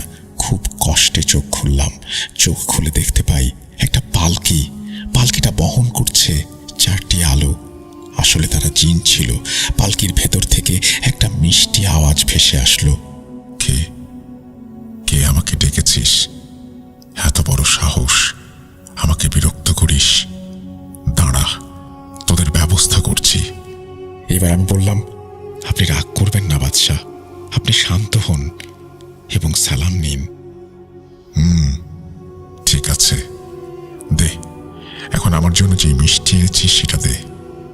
বল, কি হয়েছে? কেন আমাকে এত রাত্রে ডেকেছিস? বাদশা, আমাদের গ্রামের খুব বিপদ। জানি জানি, আমাকে কিছু বলতে হবে না, তোর মুখ দেখেই বুঝতে পেরেছি। এখন শোন, ওইখানে খান্নাস জিন রাজত্ব করছে। সে অপবিত্র জিন। তার নাম শুনলে আমার গা গোলায়। এখন উপায় বলছি, মনোযোগ সহকারে শোন। আমি এক কথা বারবার বলি না। তুই তোর দাদার কাছে যা, গিয়ে জিজ্ঞাসা কর আব্দুর রউফ সাহেবের রুকাইয়ার কিতাবটা কোথায় রাখা। সেই কিতাবেই তুই তোর সব প্রশ্নের উত্তর পেয়ে যাবি। এই বলে 7 মহের বাদশা তার পালকি নিয়ে উধাও হয়ে যায়। আমি ইসমাইলের দিকে তাকালাম। দেখলাম সে মাথা নিচু করে দাঁড়িয়ে আছে। পরের দিন আমি আমার দাদার কাছে গিয়ে জিজ্ঞাসা করলাম সেই কিতাবের কথা। দাদা অবাক হয়ে বললেন, আব্দুর রউফ সাহেবের নাম তুমি কোথা থেকে শুনলে? তুমি জানো তিনি কে? আমার দাদা একজন আলেম থাকার কারণে আমি সব খুলে বলি। দাদা বললেন, আমি আমার জীবনে 7 মহের বাদশাকে অনেক আহ্বান করেছি, কিন্তু সে সাড়া দেয়নি। তোমার মন পবিত্র, তাই তোমার ডাকে সাড়া দিয়েছে। এখন শোনো, আব্দুর রউফ হলো আমার দাদা। তিনি ছিলেন এই গ্রামের সবচেয়ে বড় আলেম, রাখি। তিনি যত ধরনের রুকাইয়া করেছেন, সেই রুকাইয়া করার নিয়ম একটি কিতাবে সংরক্ষণ করে রেখেছেন। কিন্তু দাদার মৃত্যুর পরে 7টা কিতাব আমার কাছে ছিল। তারপর দাদার জিনেরা ওটা গুম করে দেয়, তাই বলতে পারলাম না কিতাবটা কোথায়। আমি এবার চিন্তায় পড়ে যাই, কিতাব না পেলে সমস্যার সমাধান হবে কিভাবে? রাতে ইসমাইলকে সব খুলে বলি। ইসমাইল বলল, 7 মহের বাদশাকে ডেকে জিজ্ঞেস করুন। তিনি যেহেতু কিতাবের কথা বলেছেন, তিনিই এর সন্ধান দিতে পারবেন। উপায় না পেয়ে ডাকতে হলো আবারও 7 মহের বাদশাকে। তিনি হাজির হয়ে চটে যান ইসমাইলের ওপরে। ইসমাইল, তুই একটু বেশি চালাক। আর এতক্ষণে আমি বুঝতে পারি এই হচ্ছে ইসমাইলের বাদশা, আমি যা আগে জানতাম না। বাদশা, যাই হোক, এবার কিতাবের সন্ধানটা দিলে খুব উপকার হতো। জানি জানি, এই নে কিতাব। আব্দুর রউফ সাহেবের জিনেরা আমার দলে। তারা এই কিতাব যোগ্য লোকের কাছে তুলে দিতে চায়, তাই এটা তোর হাতেই তুলে দিলাম। ভবিষ্যতে আমাকে আর বিরক্ত করবি না। এই বলে 7 মহের বাদশা চলে যান। আমি বুঝতে পারলাম না কিতাবটা যেহেতু বাদশার কাছেই ছিল, তাহলে প্রথমেই তিনি দিলেন না কেন? যাই হোক, আমি ইসমাইলকে কিছু বলি না। কিতাবটি খুলি। 112 নম্বর পেজে খান্নাস জিন সম্পর্কে সব লেখা ছিল, আর তাকেও তার দলবলকে কিভাবে পরাজিত করতে হয় তাও লেখা ছিল। কিতাবটিতে লেখা ছিল, খান্নাস জিন এরা মানুষের ভয় নিয়ে খেলে, মানুষের দুর্বলতা খুঁজে বের করে ভয় দেখায়। এরা বাতাসের মাধ্যমে চলাচল করে। এদের পছন্দের খাবার হলো মানুষের তাজা মাংস। প্রতি সপ্তাহে তারা মোট 3 দিন শিকার করে। এদের হাত থেকে বাঁচতে হলে কয়েকটি নিয়ম পালন করতে হবে এবং তাদের দুর্বলতা খুঁজে বের করে কাজ করতে হবে। তাদের সবচেয়ে বড় দুর্বলতা হচ্ছে জমজম কূপের পানি। এটা তাদের দুর্বল করে দিতে যথেষ্ট। এদের হত্যা করতে হলে একটি কালো কোঁচকোঁচে মোরগের ভেতর বন্দি করতে হবে এবং জবাই করতে হবে। জবাই করা হলে পুরনো কোনো কবরের পাশে মাটি চাপা দিতে হবে, কিন্তু কোনো প্রকারের ভুল করা যাবে না। আমি বললাম, এ তো অনেক সহজ কাজ। ইসমাইল বলল, হুজুর, যতটা সহজ মনে করছেন ততটা সহজ না। এখানে একটা কথা লেখা আছে, একেবারে নিচে দেখুন, ছোট্ট করে লেখা। আমি দেখলাম আসলেই তো লেখা আছে, নেতাকে হত্যা করতে হবে বিশেষ দিনে। আমি কিছু বুঝতে পারলাম না। ইসমাইল বলল, হুজুর, নেতা মানে একমাত্র দলের যে প্রধান, তাকেই হত্যা করতে হবে, আর বাকিরা এমনিতেই দুর্বল হয়ে পড়বে। আর বিশেষ দিন মানে হচ্ছে শবে বরাতের রাতে, যা প্রতি বছর একবারই আসে। এইবার আমি চিন্তায় পড়ে যাই। তার মানে হাতে সুযোগ একটাই। আমি ক্যালেন্ডারের দিকে তাকাই, দেখতে পাই শবে বরাতের আরও 1 সপ্তাহ বাকি। কিন্তু এদিক দিয়ে গ্রামের পরিস্থিতি অনেক খারাপ। কি আর করার, পরবর্তী 1 সপ্তাহ অপেক্ষা করতে হবে। পরের দিন সকালে ঘটল আরেক কাহিনী। গ্রামের পশ্চিম দিকে জাব্বার কাকার বাড়ি। শুনলাম গতকাল রাত থেকে জাব্বার কাকার ছোট ছেলেকে পাওয়া যাচ্ছে না। তার বয়স আনুমানিক 15 বছর হবে। পুরো গ্রাম খোঁজা হলো, কিন্তু তাকে পাওয়া গেল না। 2 দিন পর তাকে সেই তেঁতুল গাছের নিচে মৃত অবস্থায় পাওয়া যায়। মৃত্যুটা ঠিক একই রকম ভাবে হয়েছে। খোঁজ নিয়ে জানতে পারি, বন্ধুদের সাথে বাজি ধরে অতিরিক্ত সাহস দেখিয়ে সে ওই রাস্তায় গিয়েছিল। ফলে খান্নাস জিন তাকে শিকার করেছে। দিন যেন কাটছিলই না। অবশেষে 5 দিন কেটে গেল। এই 5 দিনে 2টি বাচ্চা তাদের প্রাণ হারালো। শবে বরাতের রাত, পবিত্র রাত। এই দিনে জিনেদের ক্ষমতা কমে যায়, কারণ আল্লাহ নিজে প্রথম আসমানে অবতরণ করেন। ফলে আমাদের জন্য কাজটা একটু সহজ হয়ে যায়। অবশেষে সেই রাত চলে আসে। আমি গ্রামবাসীদের আগেই বলে রেখেছিলাম, আজ রাতে যেন কেউ ঘর থেকে বের না হয়। আমরা রওনা দেই সেই রাস্তার উদ্দেশ্যে, আমিও আমার 7 জিন।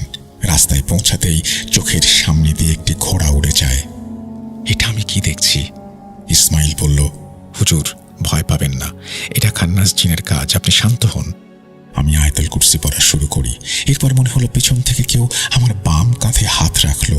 আমি পেছনে ফিরে যা দেখলাম তা আমি কল্পনাতেও দেখতে চাই না। আমি দেখি 4 চোখ বিশিষ্ট একটি প্রাণী, তার মুখ থেকে মাংস গলে পড়ছে।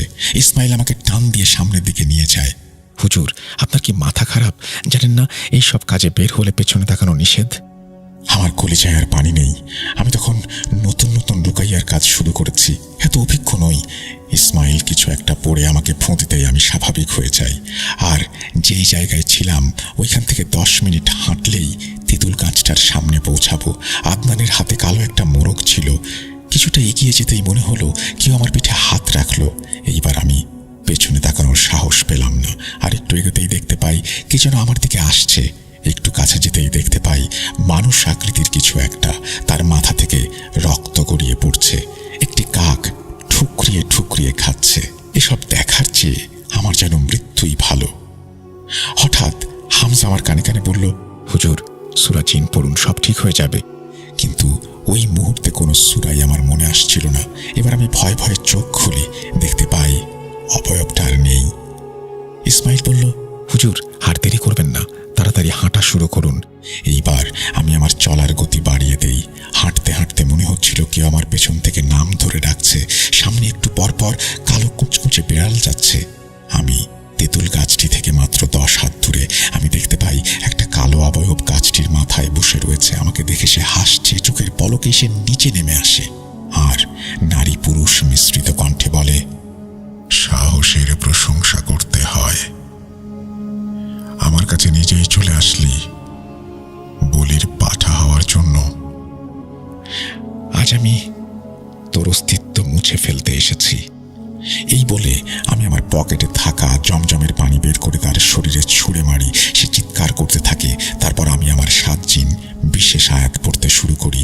ওই দিক দিয়ে আকাশ যেন ঘন মেঘে ছেয়ে গেছে। বজ্রপাত শুরু হয়ে গেছে। মনে হচ্ছিল গ্রামের দিক থেকে শত শত কালো অবয়ব আমাদের দিকে আসছে। হঠাৎ তেঁতুল গাছের একটি ডাল ভেঙে পড়ে। একটুর জন্য আমার মাথায় পড়েনি। আমি আয়াতের শব্দ আরো বাড়িয়ে দেই। ভয়ে আমার পা কাঁপছে। অবয়বটা তার রং বদলাতে শুরু করেছে।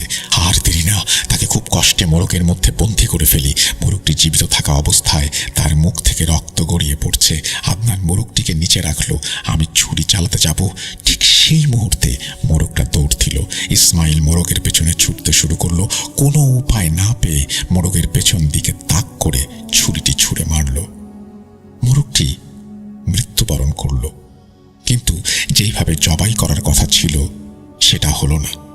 আমি আর দেরি না করে মোরগটি নিয়ে কবরস্থানের দিকে দৌড় দিলাম। এইবার একটি কবর দেখলাম যা প্রায় ভেঙে গিয়েছিল। আমি মোরগটিকে পাশে রেখে মাটি খুঁড়তে শুরু করলাম। এখানে একটি ভয়ঙ্কর ঘটনা ঘটল। আমি সেই ঘটনাটি সহ্য করতে পারলাম না। হঠাৎ একটি আলোর ঝলকানি দেখতে পাই 7 মহের বাদশা। সে মোরগটার গলা চেপে আমার খোঁড়া গর্তের মধ্যে পুঁতে দেয়। 7 মহের বাদশা বলল, এখন যা, গিয়ে নামাজ পড়, রাতে তোর সাথে কথা বলবো। বাদশার পেছনে আমার 7 জিন দাঁড়িয়েছিল। ফজরের নামাজ শেষে গ্রামে একটু হাঁটাহাঁটি করছিলাম। হঠাৎ দেখি সকলে ওই রাস্তার দিকে দৌড়ে যাচ্ছে। কিছু না ভেবে আমিও তাদের পেছন পেছন যাই। গিয়ে দেখতে পাই সেই তেঁতুল গাছটি ভেঙে পড়েছে, আর গাছটির আশেপাশে 17টি কালো বিড়াল, 3টি কাক মৃত অবস্থায় পড়ে আছে। পাশে আমার ছুরিটি রয়েছে। আমি ইসমাইলের দিকে তাকালাম। সে কানে কানে বলল, 7 মহের বাদশার জন্য অপেক্ষা করুন, সব জানতে পারবেন। রাত আনুমানিক 12টার দিকে বাদশা আসেন। এসেই বললেন, আমি জানতাম খান্নাস জিনকে তোরা এত সহজে শেষ করতে পারবি না, কারণ তোর 7 জিন এতটাই উচ্চ জাতের জিন নয়। খান্নাস জিনদের সাথে লড়াই করতে হলে ক্ষমতাশালী ও উচ্চ জাতের জিন লাগে। তাই ভাবলাম গ্রামবাসীদের জন্য হলেও আমি সমস্যাটার সমাধান করব। এই বলে বাদশা চলে যান। আমি হতবাক হয়ে আমার 7 জিনের দিকে তাকিয়ে থাকি। পরবর্তীতে গ্রামবাসীদের জানিয়ে দেই ওই রাস্তা এখন বিপদমুক্ত। এই বলে জুনায়েদ হুজুর থামলেন, দীর্ঘ একটা নিঃশ্বাস নিলেন আর বললেন, ওই দিনের ঘটনাই আমাকে সবচেয়ে বেশি ভয় পাইয়ে দিয়েছিল। তো রাসেল ভাই, এই ছিল ঘটনা। আশা করি আপনার প্রিয় শ্রোতারা পছন্দ করবেন। আর ভালো না লাগলে আমি আন্তরিকভাবে দুঃখিত আপনাদের সময় নষ্ট করার জন্য। আপনারা সবাই জানেন যে আমাদেরকে যিনি ঘটনা পাঠান তিনি সবসময় জুনায়েদ হুজুরের ঘটনা পাঠান, এবং তিনি আজকেও একটি ঘটনা পাঠিয়েছেন। ঘটনাটি কেমন লাগলো বলবেন, কারণ আমি আসলে এরকম মানুষের কাছ থেকে, যারা আসলে এই কাজ করেন, সরাসরি তাদের কাছ থেকে যখন ঘটনা পাই তখন খুবই উৎসাহ বোধ করি। এই ঘটনার মধ্যে অনেক কিছুই আছে যেগুলো আমারও বুঝতে সমস্যা হয়েছে। আপনাদের মনেও কোনো প্রশ্ন থাকতে পারে, আর সেই প্রশ্ন থাকলে তার উত্তর নিশ্চয়ই যিনি ঘটনা পাঠিয়েছেন তিনিই দিতে পারবেন। তাকে আপনারা চাইলে আমরা লাইভে নিয়ে আসবো, আপনারা সেখানে প্রশ্ন করতে পারেন। আমি চলে যাব আমাদের পরবর্তী ঘটনায়।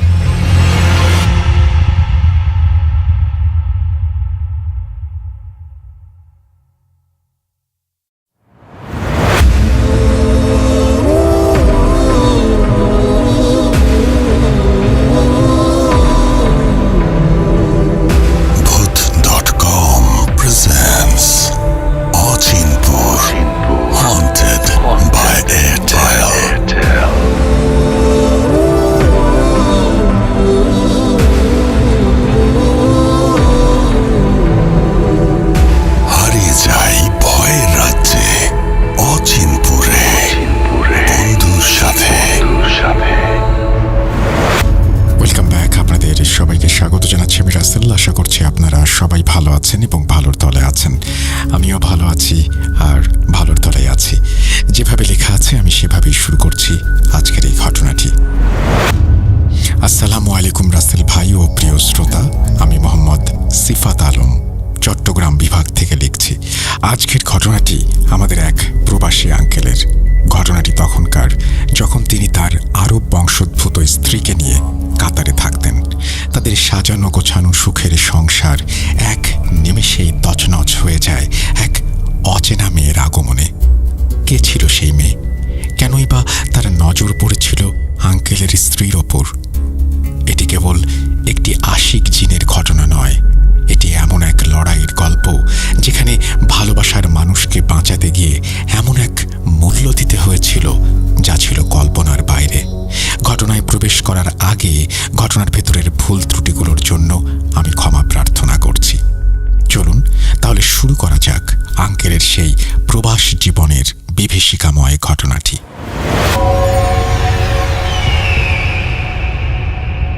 আসসালামু আলাইকুম। আমি তখন কাতারে থাকতাম। আমার বিয়ে হয়েছিল এক আরব বংশোদ্ভূত মেয়ের সাথে, যে ছিল এক কথায় অসাধারণ সুন্দরী। আমার স্ত্রীর আরও একটা বিশেষ গুণও ছিল, তার ইংরেজিতে বেশ দক্ষতা ছিল। সেই সময়ে আরবের মানুষরা সাধারণত ইংরেজি ভাষার প্রতি তেমন একটা আগ্রহ দেখাতো না। দুর্ভাগ্যবশত তখন পর্যন্ত আমাদের কোনো সন্তান ছিল না। আমার দিন কাটত কাজে, তারপর নিজের ব্যবসা আর বাড়ির কিছু কাজকর্মে। একদিন আমার বস তার মেয়ের কথা বললেন, জানালেন সে ইংরেজি শিখতে চায়। আমি তাকে বললাম, আমার স্ত্রী এই ভাষায় বেশ পারদর্শী, আর আমার ব্যস্ততার কারণে সে বাড়িতেই একা একা থাকে, একাকিত্বে ভোগে। আপনি যদি চান তাহলে সে আপনার মেয়েকে পড়াতে পারে। এই কথা শুনে আমার বস খুব খুশি হলেন, আর এভাবেই তার 10 বছর বয়সী মেয়েটি আমাদের বাড়িতে আসতে শুরু করলো। আমার স্ত্রীও একটা সুন্দর ব্যস্ততা খুঁজে পেল। কিছুদিন পর ওই মেয়েটির সূত্র ধরে আরও কিছু ছেলে মেয়ে আমাদের বাড়িতে পড়তে আসতে শুরু করলো। এভাবে আমার স্ত্রীর সন্ধ্যার সময়গুলো বেশ আনন্দ আর কাজের মধ্যে দিয়ে কাটতে লাগলো। সেও খুব খুশি থাকতো। কিন্তু কিছুদিন ধরেই আমার স্ত্রী আমাকে একটা অদ্ভুত সমস্যার কথা বলছিল। সে বলছিল, যখন সে সন্ধ্যায় বাচ্চাদের পড়ায় তখন সব ঠিকঠাক থাকে, কিন্তু মাগরিবের নামাজের সময় হলেই দরজায় কেউ যেন টোকা দেয়। দরজাটা কেঁপে ওঠে। যখন সে দরজা খোলে তখন দেখে প্রায় 12-13 বছর বয়সী একটি মেয়ে দরজায় দাঁড়িয়ে আছে। মেয়েটি সাধারণ বাচ্চাদের থেকে অনেকটাই আলাদা। তার গায়ের রং ছিল বেশ চাপা, চোখগুলো ছিল অস্বাভাবিক বড় বড় আর টানা টানা। তবে সবচেয়ে অদ্ভুত আর ভয়ের ব্যাপার ছিল তার ভ্রুজোড়া। ঘন কালো ভ্রু দুটো একসাথে মিশে গিয়ে তার চেহারায় এমন এক ভয়ঙ্কর ছাপ তৈরি করেছিল যা ভাষায় প্রকাশ করার মতো না। তাকে দেখলেই আমার স্ত্রীর ভেতরটা কেমন যেন হিম হয়ে যেত। সে যখনই দরজা খুলত, মেয়েটি তার দিকে তাকিয়ে একটা রহস্যময় মুচকি হাসি দিত। আমার স্ত্রী জিজ্ঞেস করত, তুমি কে? কি চাও? কোথা থেকে এসেছো? এই প্রশ্নের উত্তরে মেয়েটি বলতো, আপনি তো অন্য বাচ্চাদের পড়ান, আমাকে পড়াবেন না? তার গলার স্বর ছিল খুব ধীর, কিন্তু আওয়াজটা ছিল অস্বাভাবিক রকমের ভারী আর গম্ভীর। সেই কণ্ঠস্বর কোনোভাবেই একটা অল্প বয়সী মেয়ের হতে পারে না। আমার স্ত্রী দ্বিধায় পড়ে যেত, কি বলবে বুঝতে পারত না। সে বলতো, দেখো, এভাবে তো আমি তোমাকে পড়াতে পারি না। তুমি তোমার বাবা মাকে বা কোনো অভিভাবককে নিয়ে এসো, আমি তাদের সাথে কথা বলবো। কিন্তু মেয়েটি নাছোড়বান্দা।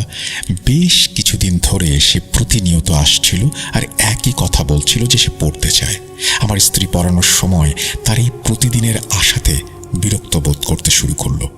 একদিন মেয়েটি আবার এলে আমার স্ত্রী বেশ কঠোর গলায় তাকে বলল, যতক্ষণ পর্যন্ত আমি জানতে না পারছি তুমি কে, কোথা থেকে এসেছো, তোমার বাবা মাকে, ততক্ষণ পর্যন্ত তোমাকে পড়ানো সম্ভব না। আর দয়া করে এভাবে প্রতিদিন এসে বিরক্ত করবে না। এই কথা শুনে মেয়েটি হাসল। সেই হাসিটা ছিল আরও অদ্ভুত আর শীতল। সে বলল, আমি তো আপনাকে খুব পছন্দ করি। আপনার মুখটা এত মায়াবী, চোখ ফেরানো যায় না। আমাকে শুধু অন্য বাচ্চাদের সাথে বসতে দিন, ওরা পড়বে আর আমি আপনাকে দেখব। কথাটা শোনার সাথে সাথে আমার স্ত্রীর সারা শরীরে যেন একটা শীতল স্রোত বয়ে গেল। মেয়েটির এই কথাটা তার মনে তীব্র ভয় ধরিয়ে দিল। সাথে সাথে দরজাটা বন্ধ করে দিল। পরে আমাকে সব খুলে বলল, তুমি একবার গার্ডকে জিজ্ঞেস করবে এই মেয়েটা কে? প্রতিদিন আমার দরজায় এসে দাঁড়ায়। ওকে দেখলে আমার কেমন যেন একটা অদ্ভুত অনুভূতি হয়। ও মোটেই সাধারণ বাচ্চাদের মতো নয়। ওর চাহনি, ওর কথাবার্তা সবকিছুই কেমন রহস্যময়। তার কথায় আমি আমাদের অ্যাপার্টমেন্টের গার্ডের সাথে দেখা করলাম। গার্ড আমার সব কথা শুনে অবাক হয়ে বলল, স্যার, আপনি যেরকম মেয়ের বর্ণনা দিচ্ছেন, এরকম কোনো মেয়ে বাচ্চা তো এই অ্যাপার্টমেন্টের ভেতরে কখনো ঢোকেনি। আর আমি তো গেটেই সারাক্ষণ থাকি, এমন কাউকে দেখিনি। তবুও আমি তাকে মেয়েটির বর্ণনা দিয়ে একটু খেয়াল রাখতে বললাম, আর আমার স্ত্রীকে বললাম, যদিও আবার আসে তাহলে সাথে সাথে গার্ডকে ফোন করবে। এই ঘটনার পর 3 দিন কেটে গেল। আমার স্ত্রী জানালো যে ওই 3 দিন মেয়েটিকে আর দেখা যায়নি। আমি কিছুটা নিশ্চিন্ত হলাম। এটা ছিল 4র্থ দিনের ঘটনা। তখন দুপুরবেলা আমি লাঞ্চের বিরতিতে অফিস থেকে বাড়িতে ফোন করলাম। ফোন বেজেই যাচ্ছিল, কিন্তু কেউ ধরল না। আমি 2-3 মিনিট বিরতি দিয়ে আবার ফোন করলাম, কিন্তু আবারও কোনো উত্তর পেলাম না। এভাবে আমি প্রায় 10-15 মিনিট ধরে একটানা ফোন করে যাচ্ছিলাম, কিন্তু অপর প্রান্ত থেকে কোনো সাড়া শব্দ না পেয়ে আমি ভীষণ চিন্তায় পড়ে গেলাম। এমনটা তো আগে কখনো হয়নি। জানি না কেন হঠাৎ করে আমার মনটা অজানা আশঙ্কায় ছেয়ে গেল। আমি দ্রুত আমার পাশের ফ্ল্যাটের প্রতিবেশীকে ফোন করে অনুরোধ করলাম, ভাই, একটু কষ্ট করে আমার ফ্ল্যাটে গিয়ে দেখবেন, আমার স্ত্রী ফোন ধরছে না কেন। আমার অনুরোধে আমার ঘরে এসে আমার সেই প্রতিবেশী দরজায় টোকা দিল। বেশ কয়েকবার কলিং বেলও বাজালো, কিন্তু ভেতর থেকে কোনো সাড়া শব্দ এলো না। তারা আমাকে ফোন করে জানালো, ভাই, আপনার ঘরের দরজাটা তো ভেতর থেকে বন্ধ, কোনো আওয়াজও আসছে না। এই কথা শোনার পর আমার মাথায় আকাশ ভেঙে পড়ল। আমি দ্রুত গাড়ি চালিয়ে অ্যাপার্টমেন্টে পৌঁছালাম। আমার কাছে একটা ডুপ্লিকেট চাবি ছিল। আমি সেই চাবি দিয়ে দরজা খুলতেই দেখলাম লাউঞ্জের মেঝেতে আমার স্ত্রী অচেতন অবস্থায় পড়ে আছে। এই দৃশ্য দেখে আমার হাত পা ঠান্ডা হয়ে গেল। আমি ভয়ে চিৎকার করে উঠলাম। তাকে জ্ঞান ফেরানোর জন্য আপ্রাণ চেষ্টা করতে লাগলাম। ততক্ষণে প্রতিবেশীরাও ছুটে এসে ভিড় করেছে। আমরা তড়িঘড়ি করে অ্যাম্বুলেন্স ডাকলাম। অনেক কষ্টে তাকে হাসপাতালে নিয়ে পৌঁছালাম। কিছুক্ষণ পর আমার স্ত্রীর জ্ঞান ফিরল, কিন্তু জ্ঞান ফেরার পরেও সে স্বাভাবিক ছিল না। সে অদ্ভুত ভয় পাওয়া চোখে সামনের একটা খালি চেয়ারের দিকে এক দৃষ্টিতে তাকিয়েছিল। তার চোখে ছিল চরম আতঙ্ক, পুরো শরীর ঘামে ভিজে একাকার, আর মুখটা ভয়ে ফ্যাকাশে হয়ে গিয়েছিল। আমি তার এই অবস্থা দেখে জিজ্ঞেস করলাম, কি হয়েছে তোমার? তুমি এভাবে অজ্ঞান হয়ে গিয়েছিলে কেন? কিন্তু মনে হচ্ছিল তার ঠোঁট দুটো যেন কেউ সেলাই করে দিয়েছে। সে কিছু বলতে চাইছিল, কিন্তু মুখ দিয়ে কোনো শব্দ বেরোচ্ছিল না। কিছুক্ষণ পর সে ভাঙা ভাঙা গলায় ভয় আর আতঙ্কে যা বলল তা শুনে আমার রক্ত জমে গেল। সে বলল, তোমার কি ওই মেয়েটার কথা মনে আছে যে আমাদের দরজায় আসতো? আমি বললাম, হ্যাঁ, মনে আছে। কি হয়েছে ওর? সে কাঁপতে কাঁপতে বলল, আজ তুমি অফিসে যাওয়ার পর থেকে আমার মনে হচ্ছিল কেউ আমার দিকে নজর রাখছে। মনে হচ্ছিল কেউ একজন একেবারে আমার কাছাকাছি আছে। কখনো মনে হচ্ছিল কেউ পাশ দিয়ে দ্রুত চলে গেল, আবার কখনো একেবারে কানের কাছে কারো ভারী শ্বাসের শব্দ পাচ্ছিলাম। আমি খুব ভয় পেয়েছিলাম, কিন্তু পরে ভাবলাম হয়তো এটা আমার মনের ভুল, তাই আর পাত্তা দিইনি। তখন বাজে প্রায় দুপুর 12টা। আমি একটু শোবার জন্য ঘরে গেলাম। আমি বিছানায় শুয়েছিলাম, হঠাৎ চোখ খুলে দেখি সেই মেয়েটা ঘরের ভেতর ঠিক আমার পাশেই বসে আছে। আমার তো ভয়ে দম বন্ধ হয়ে যাওয়ার জোগাড়। গেট তো ভেতর থেকে বন্ধ ছিল, তাহলে ও ভেতরে ঢুকলো কিভাবে? আমি ভয়ে ভয়ে ওকে জিজ্ঞেস করলাম, তুমি এখানে কিভাবে এলে? ও ধীরে ধীরে আমার দিকে মাথা ঘুরিয়ে একটা মিষ্টি কিন্তু ভয়ঙ্কর স্বরে বলল, আমি তো আপনাকে আগেই বলেছি আমি আপনাকে পছন্দ করি। আমি শুধু আপনাকে দেখতে চাই, আপনার কাছেই থাকতে চাই। ওর তাকানোর ভঙ্গিটা এতটাই রহস্যময় ছিল যে আমার বুকের ভেতরটা কেঁপে উঠল। ওর চোখ দুটো স্থির ছিল না, বারবার ঘুরছিল। ও খুব আস্তে আস্তে কথা বলছিল, কিন্তু কণ্ঠস্বরটা ছিল অস্বাভাবিক ভারী। আমি ওর কাছ থেকে একটা অজানা ভয় পাচ্ছিলাম। আমি আবার সাহস ভরা কণ্ঠে বললাম, কিন্তু তুমি ভেতরে এলে কিভাবে? আমার প্রশ্ন শুনে ওর নজর দরজার দিকে গেল। আমিও তাকালাম, আর সাথে সাথেই স্তব্ধ হয়ে গেলাম। দরজার তালাটা নিজে থেকেই নড়ছে। তখন সেই মেয়েটা আমার ভয় আর আতঙ্ক বুঝতে পেরে আমার আরো কাছে এসে বলল, দরজা বন্ধ, দরজা আমাদের মতো সত্তার জন্য কোনো বাধা নয়। এক পাশ থেকে আর এক পাশে যাওয়াটা আমাদের জন্য শ্বাস নেওয়ার মতোই সহজ। আমি আপনাকে বলেছিলাম আমাকে পড়াতে, কিন্তু আপনি আমার কথা শোনেননি, তাই এখন আমাকেই আপনার কাছে আসতে হলো। এখন থেকে আমি আর কোথাও যাব না, এটাই আমার নতুন ঠিকানা। আমি সব সময় আপনার সাথেই থাকব, আপনার সাথেই। আমি তখন জিজ্ঞেস করলাম, তুমি কে আসলে? সে একটা বিচিত্র হাসি দিয়ে বলল, দেখতে চাও আমি কে? আমি চুপ করে দাঁড়িয়ে শুধু তাকে দেখছিলাম। হঠাৎ মেয়েটা 2-3 বার শরীর ঝাঁকুনি দিল। তারপর সে একটা ছোট্ট মেয়ের শরীর থেকে লম্বা বিশাল দেহী ভয়ঙ্কর এক নারীতে পরিণত হলো। তার কুঁচকুঁচে লম্বা চুলগুলো মুখের চারপাশে ছড়ানো ছিল। মুখটা ছিল অর্ধেক পোড়া। তার চেহারা এতটাই ভয়ঙ্কর ছিল যে আমি আর নিজেকে নিয়ন্ত্রণে রাখতে পারিনি। জ্ঞান হারানোর আগে শুধু তার বীভৎস রূপটাই আমার চোখে ভাসছিল। তারপর আর কিছু মনে নেই। এই কথাগুলো বলতে বলতে আমার স্ত্রী ভয়ে আবার সামনের খালি চেয়ারটার দিকে তাকালো আর বলল, ও এখনো এখানেই আছে। ওই তো সামনের চেয়ারে বসে আছে, ওর চোখ দুটো আমার দিকে তাকিয়ে আছে। এই কথা শুনে আমার মনে হলো যেন আমার শরীর থেকে আত্মাটা বেরিয়ে গেল। আমি কিছুই দেখতে পাচ্ছিলাম না, কিন্তু আমার স্ত্রীর অবস্থা ক্রমশ খারাপের দিকে যাচ্ছিল। সে বলতে লাগলো, কখনো ওই সত্তাটা তার পাশে বসে চুলে আঙুল বুলিয়ে দেয়, আবার কখনো শক্ত করে তার হাত ধরে রাখে। আর এখন তো সে আসল রূপটাও দেখে ফেলেছে। এই ঘটনার পর থেকে আমার স্ত্রী খাওয়া দাওয়া রান্না করা সবকিছু বন্ধ করে দিল। ডাক্তাররা বলছিলেন এটা মানসিক উদ্বেগের কারণে হচ্ছে। তারা ওষুধও দিচ্ছিলেন, কিন্তু কিছুতেই কোনো পরিবর্তন আসছিল না। আমি বুঝতে পারছিলাম না কি করব। বাড়ি সামলাবো, নিজের ব্যবসা দেখব, নাকি অফিস করব। আমার স্ত্রীর অবস্থা এমন হলো যে সে পুরোপুরি বিছানায় পড়ে গেল। দিন দিন তার শরীর শুকিয়ে যাচ্ছিল, হাঁটাচলা করার শক্তিটুকুও ছিল না। চেহারার সেই লাবণ্য হারিয়ে গিয়ে চোখের নিচে গভীর গর্ত তৈরি হয়েছিল। আমার এই অসহায় অবস্থা আমি কাকে বলবো, কার সাথেই বা এই নিয়ে কথা বলবো, কিছুই বুঝতে পারছিলাম না। এই সময়ের মধ্যে আমি আমার বাড়ির লোকদের সাথে কথা বললে তারা বলতো, ওকে এখানে নিয়ে এসো।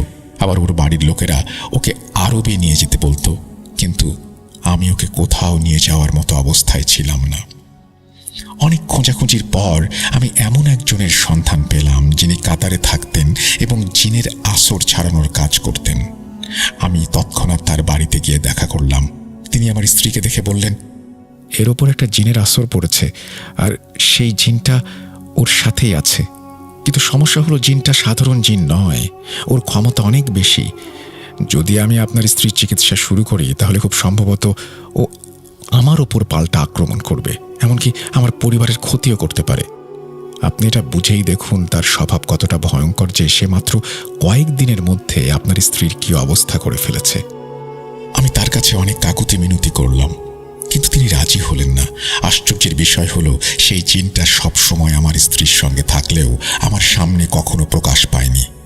সে আমার বাড়ির সমস্ত কাজে বাধা সৃষ্টি করছিল, সবকিছু নষ্ট করে দিচ্ছিল। আমার সাজানো গোছানো হাসি খুশি বাড়িটা মাত্র কয়েকদিনের মধ্যে একটা ভুতুড়ে বাড়িতে পরিণত হয়েছিল। পাড়ার লোকেরাও এসব জেনে গিয়েছিল।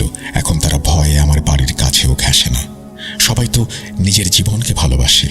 আমি কিছুতেই ভেবে পাচ্ছিলাম না এই সব কিছুর শুরুটা কোথায় হলো। আমার কোনো উপায়ন্তর ছিল না। আমি শুধু ভাবতাম ওই জিনটা আমার স্ত্রীর পেছনেই বা কেন লাগলো। আমি নিজে থেকে যতটুকু দোয়া দরুদ জানতাম পড়তাম আর ওর উপর ফুঁ দিতাম।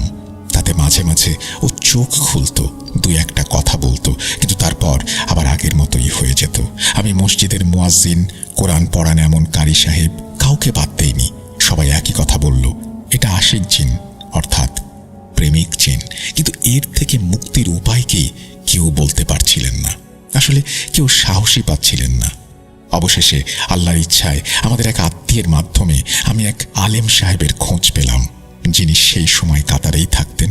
আমি সাথে সাথে তার সাথে যোগাযোগ করে সবকিছু খুলে বললাম। তিনি তার কিছু কাজ শেষ করে আমার কাছে এলেন।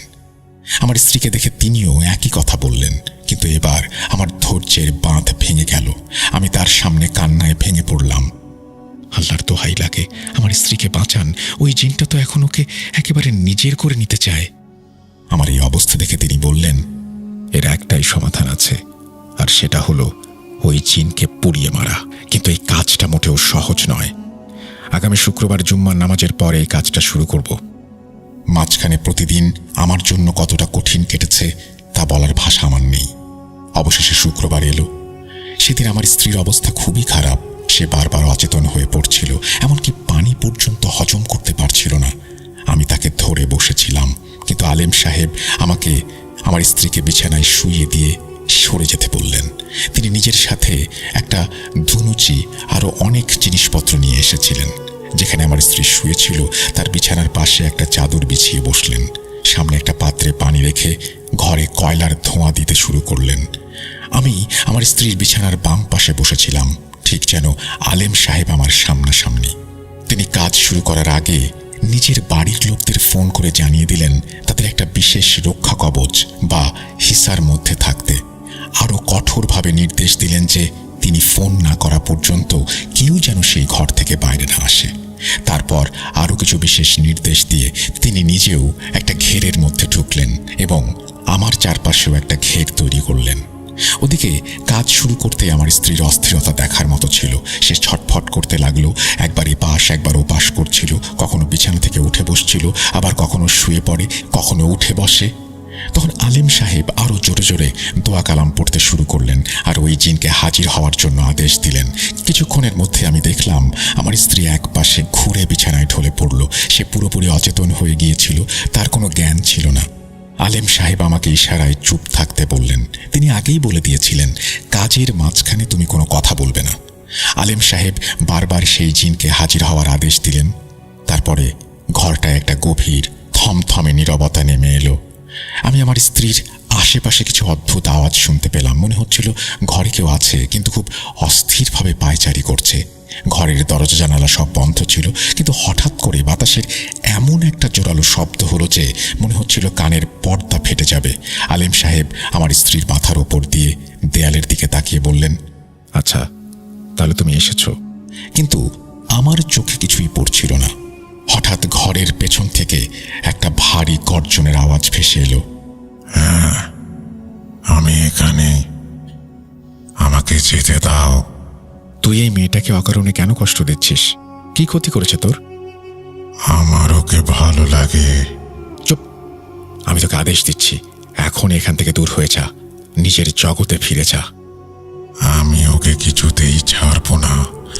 হয় আমি থাকবো, নয়তো ওকে আমার সাথে নিয়ে যাব। ভয় আমার অবস্থা বেশ খারাপ। আমি মনে মনে দরুদ শরীফ পড়ছিলাম। তখন আলেম সাহেব আরও কিছু দোয়া পড়ে জ্বলন্ত কয়লার উপর কিছু একটা দিলেন। সাথে সাথে পুরো ঘরটা ধোঁয়ায় ভরে গেল।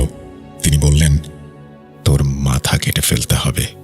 আমি তোকে ইসলামের দাওয়াত দিচ্ছি, হয় ইসলাম গ্রহণ কর, না হলে আমাকে তোর মাথা কাটতে হবে। এই কথা শুনে ঘরটায় একটা বিকট চিৎকার শুরু হলো। আমার হৃৎপিণ্ড জোরে জোরে ধরফর করছিল। পরিস্থিতি এতটাই ভয়ঙ্কর ছিল, সেই চিৎকারগুলো এতটাই হৃদয় বিদারক ছিল যে আমার দম বন্ধ হয়ে আসছিল। ঠিক তখনই হঠাৎ করে ঘরে একটা পুরুষের মতো কণ্ঠস্বর শোনা গেল। আলেম, এই জিন আমার বোনের মেয়ে, ওকে ছেড়ে দে। এরপর তাদের মধ্যে কিছু তর্ক চলে। জিনটি কোনোভাবেই আলেমের শর্তে রাজি হয় না এবং তাকে যে সাহায্য করতে এসেছে সেও রাজি না। এক সময় আলেম তার শিরচ্ছেদ করে এবং তখন সেই সাহায্যকারী জিনটি বলে, তুই ওর মাথাটা কেটে দিলি? আলেম সাহেব শান্তভাবে বললেন, আমি তো আগেই বলেছিলাম। জিনটা তখন বলে, দেখ এখন আমি তোর সাথে কি করি। আলেম সাহেব তখন দ্রুত কিছু দোয়া পড়ে আমার স্ত্রীর ওপর বারবার ফোঁ দিতে লাগলেন, আর আমি তার মুখে পানি ছিটাচ্ছিলাম। আমার স্ত্রীর শরীর একটু নড়াচড়া করে উঠল। সে হাত নাড়ল, চোখ খুলল। সে এতটাই দুর্বল ছিল যে কথা বলতে পারছিল না। আমি তাকে কোনো রকম একটু পানি খাওয়ালাম। আলেম সাহেব তখন ফোনটা হাতে নিলেন, সম্ভবত তার বাড়ির লোকদের খবর জানতে। কিন্তু এবার ঘটল যে ঘটনা তা আমার কল্পনার বাইরে। আলেম সাহেব তার বাড়িতে ফোন করলেন, কিন্তু ওদিক থেকে কেউ ফোন ধরছিল না। তিনি খুব চিন্তিত হয়ে বারবার নিজের বাড়িতে ফোন করতে লাগলেন। শেষমেশ তার এক প্রতিবেশীকে ফোনে পাওয়া গেল। তখন সেই লোকটা ভয়ে কাঁপতে কাঁপতে বলল, আপনি কোথায়? আলেম সাহেব বেশ চিন্তিত হয়ে বললেন, কি হয়েছে? তখন সে বলল, আপনার স্ত্রীকে কেউ খুন করেছে, আপনার ঘরে তার কাটা মাথা পড়ে আছে। এই কথা শুনে আলেম সাহেব একেবারে পাথর হয়ে গেলেন এবং পাগলের মতো বাড়ির দিকে ছুটে গেলেন। পরে জানা গেল সেই পুরুষ জিনটা যখন তার ভাগ্নির কাটা মাথা দেখেছে, সে তখন আলেম সাহেবের স্ত্রীকেও শিরচ্ছেদ করেছে। আমার নিজেকে ভীষণ অপরাধী মনে হচ্ছিল। আমি আমার স্ত্রীকে এই বিষয়ে কিছুই বলিনি, কিন্তু ওই জিন এমন একটা প্রতিশোধ নেবে এ আমার চিন্তারও বাইরে ছিল। আলেম সাহেবের মনটা সত্যি অনেক বড় ছিল। এত বড় একটা ঘটনা ঘটার পরেও তিনি আমাকে বা আমার স্ত্রীকে কোনো রূপ দোষারোপ করেননি, বরং তিনি আমাদের তার বাড়িতে নিয়ে গেলেন। তিনি আমার স্ত্রীর চিকিৎসা সম্পন্ন করলেন। আমার স্ত্রীর মানসিক দিক থেকে সুস্থ হতে অনেক সময় লেগেছিল। ওর শরীর একদম দুর্বল হয়ে পড়েছিল, আগের মতো আর কখনোই হয়নি, কিন্তু তারপরেও সে জীবন ফিরে পেয়েছিল। আমি বারবার আলেম সাহেবের কাছে ক্ষমা চেয়েছি, কিন্তু তিনি বলতেন, আমার কাছে এমন ঝুঁকি থাকেই, আমাদের জীবনে সবসময় ঝুঁকি নিতে হয়, তাই আপনি শুধু আপনার স্ত্রীর খেয়াল রাখুন, আমি বুঝব এটাই আমার কাজের মূল্য। Welcome back. তো এই ছিল আমাদের আজকের অচিনপুর। আশা করছি আপনাদের ভালো লেগেছে। যদি ভালো লাগে অবশ্যই আমাদের জানাবেন, ভালো না লাগলেও কিন্তু জানাবেন। যদি আজকের এই এপিসোডটি ভালো লাগে তাহলে শেয়ার করুন বন্ধুদের সাথে, লাইক দিন, কমেন্ট করুন আর পাঠিয়ে দিন আপনার